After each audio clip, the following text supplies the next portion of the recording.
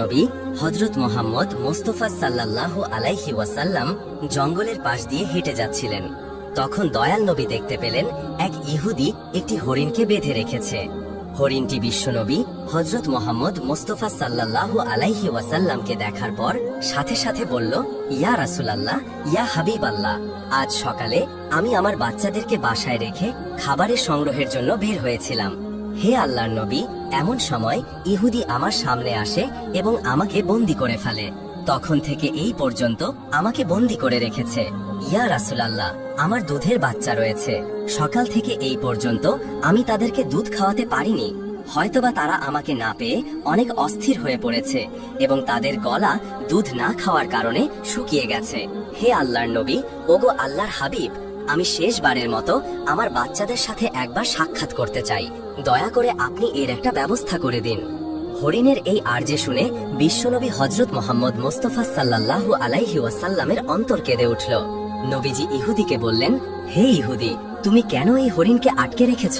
তখন ইহুদি বলল, এই হরিণকে শিকার করেছি, আর জঙ্গলের প্রাণীকে শিকার করা তো বৈধ। আমি হরিণকে আটকে রেখেছি। অতঃপর হযরত মুহাম্মদ মুস্তাফা সাল্লাল্লাহু আলাইহি ওয়াসাল্লাম বললেন, হে ইহুদি, তুমি কি দেখতে পাচ্ছ না এটা মা হরিণ? তার স্তনে দুধে পরিপূর্ণ। সে তার বাচ্চাদেরকে দুধ না খাওয়াতে পারায় অনেক কষ্ট পাচ্ছে।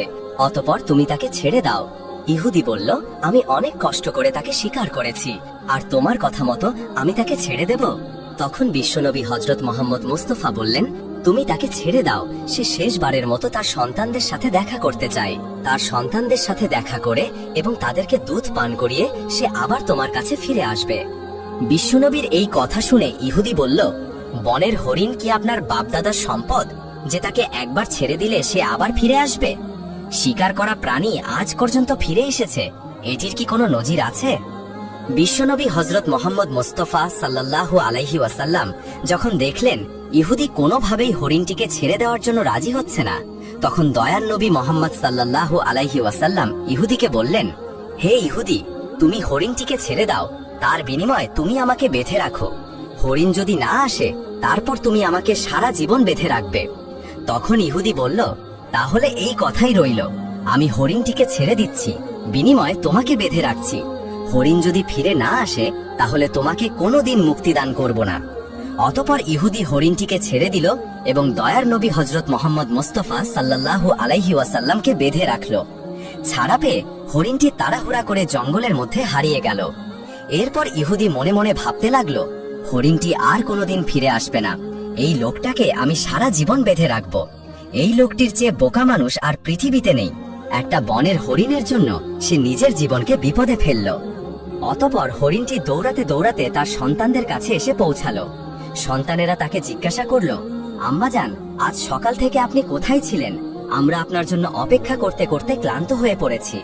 আমরা আপনার দুধ পান করতে না পেরে গলা শুকিয়ে গিয়েছে।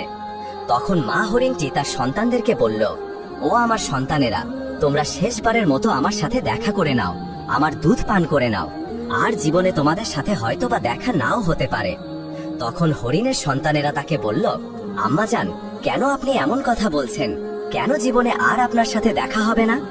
মা হরিণ তাদেরকে বলল, ওহে বৎসরা, তোমরা তাড়াতাড়ি করে আমার দুধ পান করো। সকালে যখন আমি খাবার অন্বেষণের জন্য বের হয়েছি, তখন এক ইহুদি আমাকে বন্দী করে ফেলেছিল।